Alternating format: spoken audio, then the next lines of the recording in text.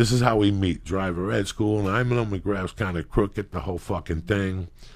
I quit high school. I'd see him at different football functions. I'd see him at different bars. He'd always give me a big hug. Then one morning he contacted me because a younger friend of mine cut his finger off, and we had to drive him to the hospital. And that's how I became tight with him. I went to the hospital that day, and we got talking, and he asked me about my mother, and if there's something he could do, his father, and this whole thing. And that was it. I knew he went out at night, and I knew he got drunk. Yeah. Fast forward to fucking the day after graduating from high school. I got a call from Camel Brad, and he goes, come on to my house. What really happened was we robbed this dude, and we had this tremendous coke. And my buddy was in summer school, but to let him get out for the day, I had to go bribe the teacher. I knew the teacher did blow. So I called the teacher, and I gave him a piece of coke, and he said to me, no, do me another piece. Make me a 40. Let me get you on Friday. So I broke the piece. I go, just give me a 50 on Friday. It's Monday morning. We pull my friend from class. I blackmail the teacher, plus I give him a rock. He's hanging out with the Camel, so I know they're both partners. So on Friday, I call fucking T, and he goes, no, you got to collect from McGrath. So now, I had never, ever dealt in cocaine or money with McGrath. But now I'm out of high school. It's the third day out of high school. Yeah. He calls me up, and he goes, come over, I'll give you the fucking money. When I walk in, he goes, you ever do something with somebody else and you end up paying for it? That's what's going on here. He gives me the $50. Yeah. And I'm against my best judgment. I go, you know what, man? Did you like the coke? Just to clear the air that he did coke. Yeah. And he goes, it wasn't bad coke, but follow me to my room. This guy's a high school teacher, plus a football coach. And driver's ed instructor. And driver ed instructor. They give him 3 checks. Good, great guy.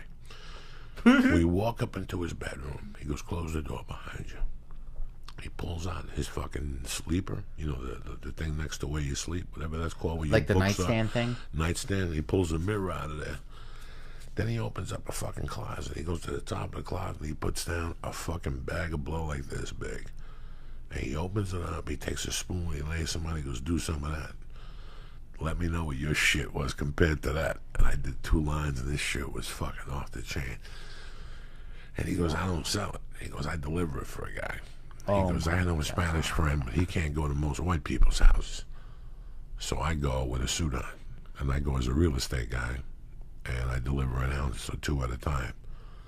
Wow. And right there, he cracked me into what he did, but I used to hit him up for blow all the time. But I was going crazy, but he was also going crazy. Wow. Like, he would call me up at that time and go, take my car, go down to Pathmark Liquors, and get me a case of Bud, 2 bottles of tequila, 3 bottles of whiskey. He was, you know, it was 82. Hard. Everybody was hiding. Everybody was doing blow. Everybody was looking out windows at that point. You know, some people weren't at that level. I wasn't at that level, but he was. But my most famous McGrath story is we robbed a gas station, and we had big bills, but $1,000 bills. Dollar bills, you know. So we owed him money. Okay. I owed him like $1,000, and I call him at 3 a.m, and he goes, "What the fuck do you want?" I go, "Mr. McGrath, hold on, don't hang up." You're still calling him Mr. McGrath. Yeah, Mr. McGrath, hold on. He goes, "What the fuck do you want?" I go, "I got cash for you." He goes, "Okay," and I go, "I need an 8-ball." And he goes, 300 cash right now. I can't front you. He goes, "You got any money to take off the tab?"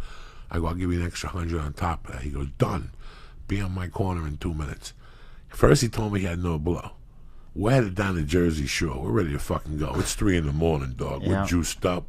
We got maybe a gram left. We're driving all night, and then when we land, we're going to a party. Yep. Maybe there's a guy down there with an 8-ball. We didn't know that. We used to just drive it down with us. Jesus Christ. I could have done 20 years for that shit in those days. Wow. And I'll never forget going to his house in the corner and giving him, you know what 300 singles looks like? We gave him 400 singles. No, and it was loose in a brown bag. So we handed it to him. He's like, "Jesus fucking Christ, thank you." He went like an hour later. I call him back. He's like, "You cocksucker. They were all dollar bills. It's going to take me 2 hours to count that fucking money." It was 400 singles in that fucking thing. Plus, we gave him those things to get across the Jersey Bridge. The tokens? Or the tunnel. In those days, there were booklets. You could buy a booklet. We must have clipped fucking 3,000 of those fucking things. I forget how many in that thing.